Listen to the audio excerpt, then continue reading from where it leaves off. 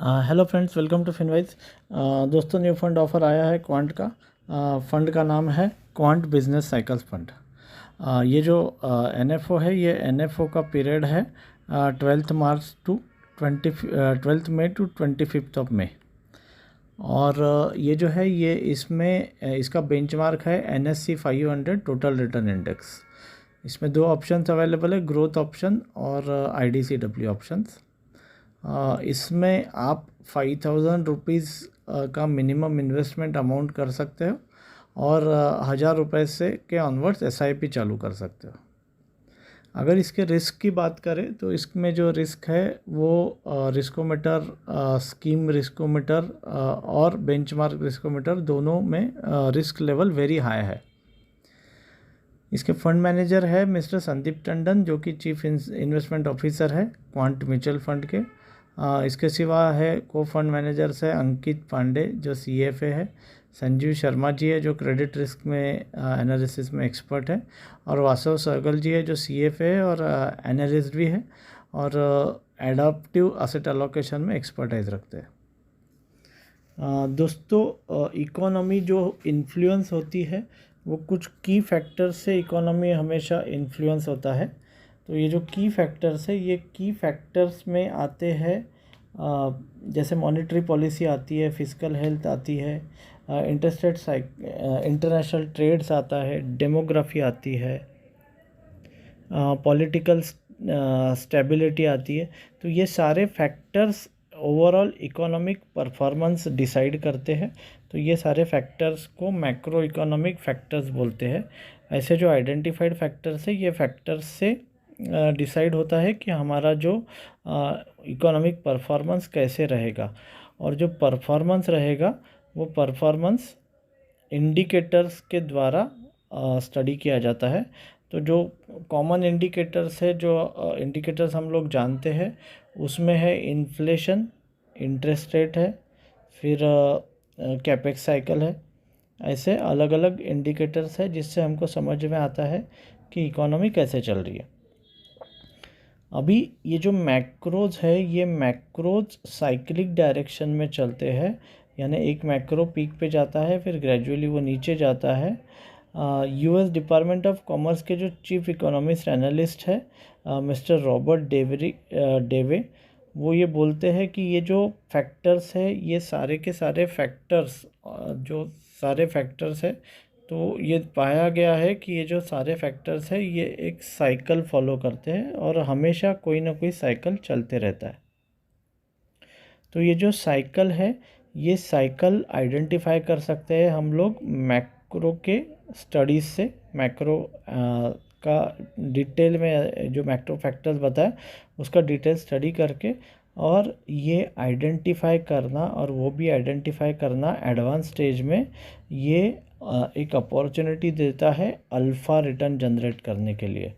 Alpha का मतलब है कि जो नॉर्मल बेंचमार्क है या जो नॉर्मल रिटर्न्स आते हैं, उससे ज़्यादा रिटर्न जनरेट करने के लिए, ये जो अल्फ़ा जनरेट करने के लिए ये जो है, ये हेल्प करता है।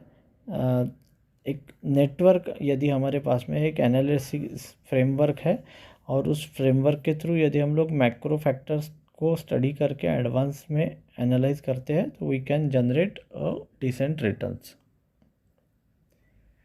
अभी आइए चलते हैं और समझ लेते हैं कि ये साइकिल्स क्या रहती है और ये साइकिल्स का इम्पोर्टेंस क्या रहता है। जैसे कि हम लोग देख पा रहे हैं, अलग अलग टाइप की साइकिल्स दिखाई गई है।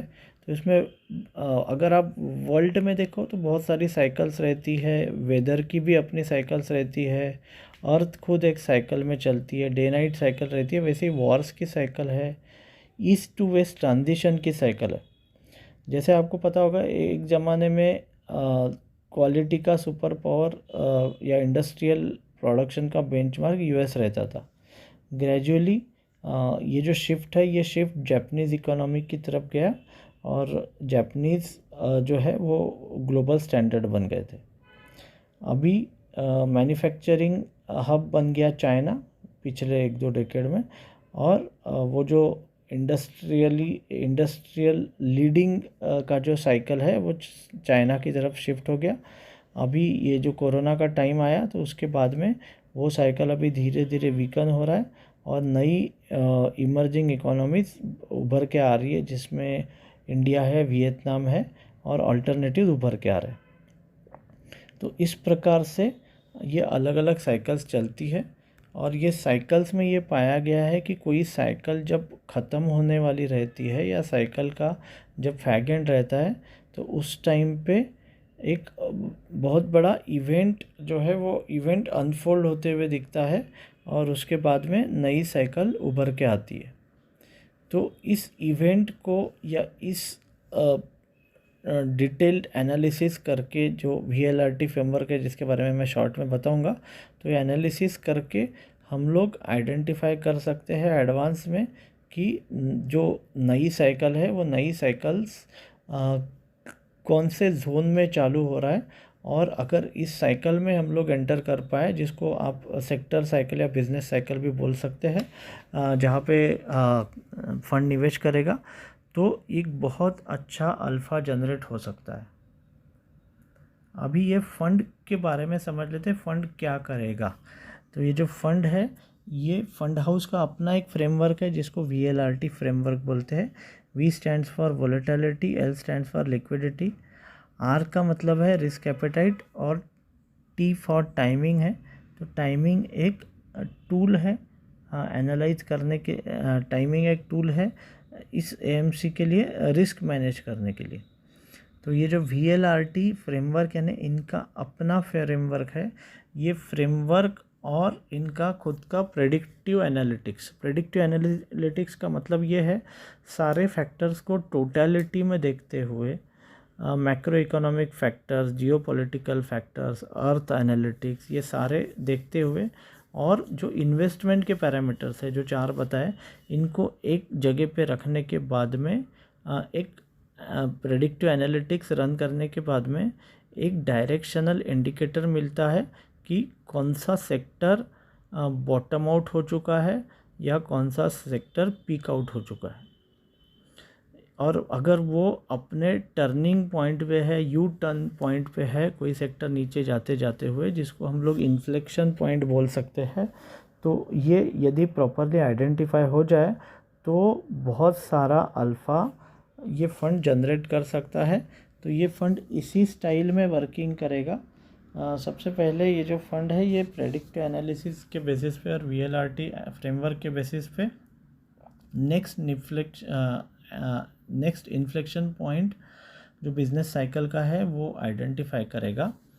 फिर इन्वेस्टमेंट स्ट्रेटजी जो है, ये इनकी स्ट्रेटजी डायनामिक मार्केट की स्ट्रेटजी है, तो पोर्टफोलियो उसके हिसाब से एडवांस में एडजस्ट किया जाएगा, डायनामिकली मैनेज किया जाएगा in order to gain from the business cycle.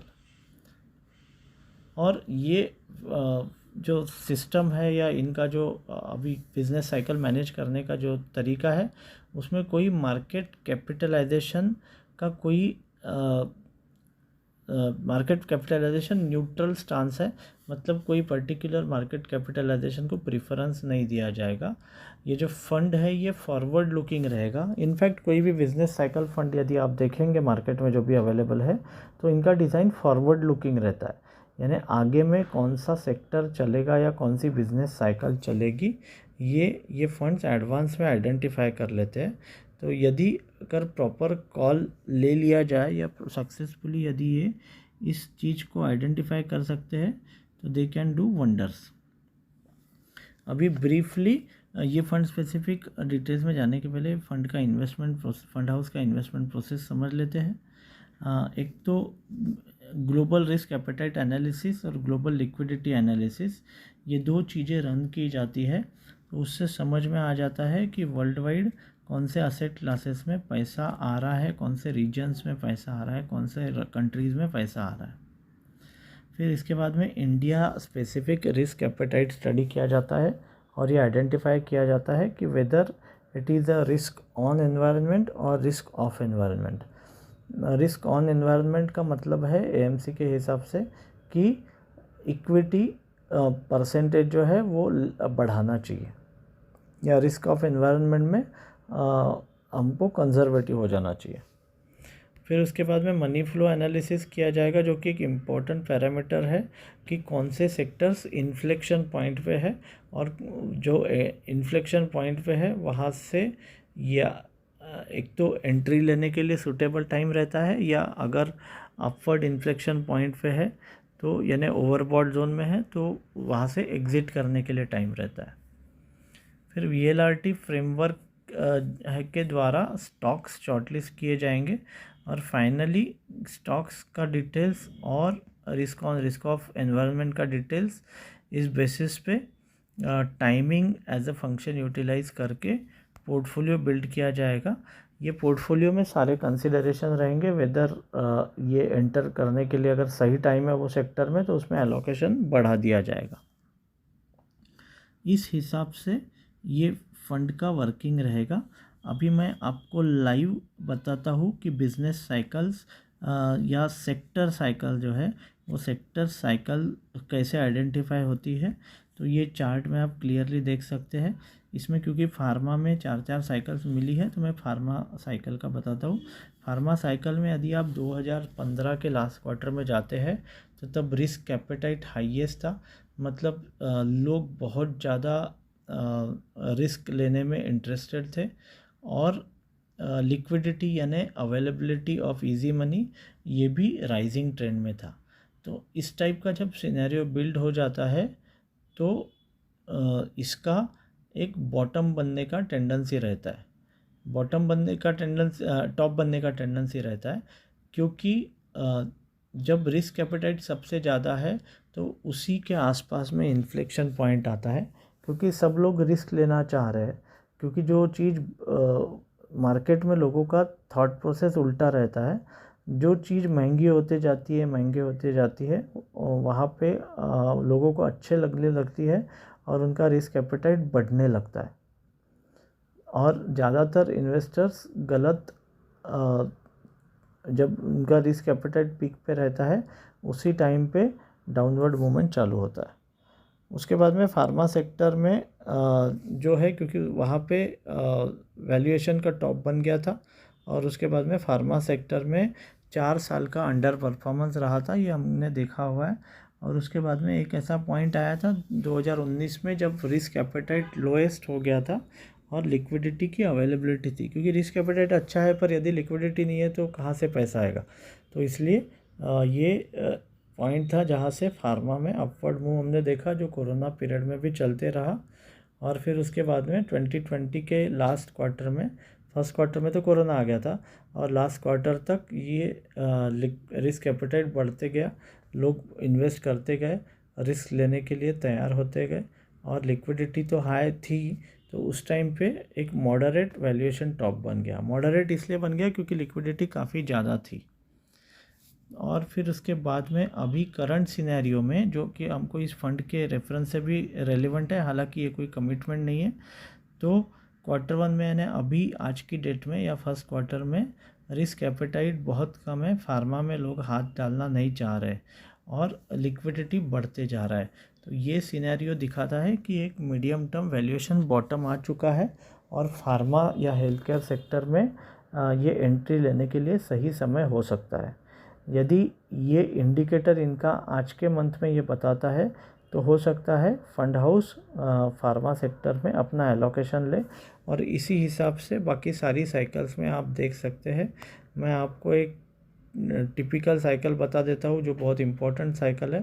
IT का जब टेक्नोलॉजी क्रैश सितंबर अक्टूबर में हुआ था, उस टाइम पे रिस्क एपेटाइट हाईएस्ट था और लिक्विडिटी भी हाईएस्ट था, तो एक लॉन्ग टर्म वैल्यूएशन टॉप बन गया था, और उसके बाद में से लेके आज तक ये जो आईटी सेक्टर है ये उठ नहीं पाया है और ये नीचे नीचे जा रहा है। एक पॉइंट ऐसा आएगा जब रिस्क एपेटाइट लोएस्ट रहेगा, वहाँ उसका बॉटम फॉर्मेशन हो सकता है। जब भी ये बॉटम फॉर्मेशन होते हुए दिखेगा तो फंड जो है अपना इन्वेस्टमेंट इन स्टॉक्स में बढ़ा देगा। अभी पोर्टफोलियो कैसे बिल्ड होगा, तो ये सबसे पहले देख लेते हैं कि फ़ंड का पोजीशनिंग कैसे है। तो फंड जो है वो सेक्टरियल साइकिल्स आइडेंटिफाई करते जाएगा प्रेडिक्टिव एनालिसिस का और मनी फ्लो इंडिकेटर्स यूज़ करते हुए, और जहाँ भी अट्रैक्टिव सेक्टर्स दिख रहे हैं वहाँ पे एंटर करते जाएगा। और इसके साथ में जो स्ट्रैटेजी है वो रिस्क मैनेजमेंट स्ट्रैटेजी बहुत इंपॉर्टेंट हो जाती है कि ये fund at a time 6 to 8 sectors में अपना इन्वेस्टमेंट डाइवर्सिफाई करेगा, जिसमें कि 3 से 4 सेक्टर्स में बहुत ज़्यादा ओवरवेट रहेगा या जो इसके कोर सेक्टर्स रहेंगे, और रिस्क ज़्यादा ना हो इसके लिए सेक्टर्स पे 34% का कैपिंग दिया हुआ है। तो दोस्तों अगर मैं पूरा वीडियो को समराइज़ करूँ तो इकोनॉमिक साइकिल या बिजनेस साइकिल्स ये जो है ये एक नॉर्मल फिनोमिना है, नेचुरल फिनोमिना है, और ये साइक्लिक नेचर से चलता है। अलग अलग सेक्टर्स अलग अलग टाइम पे अपवर्ड साइकिल में रहते हैं और डाउनवर्ड साइकिल में रहते हैं।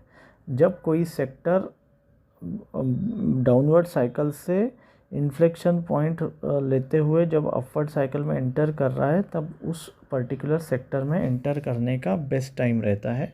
ये पॉइंट जो है ये पॉइंट मनी फ्लो एनालिसिस से, रिस्क एपेटाइट एनालिसिस से और प्रेडिक्टिव एनालिसिस से आइडेंटिफाई हो सकता है।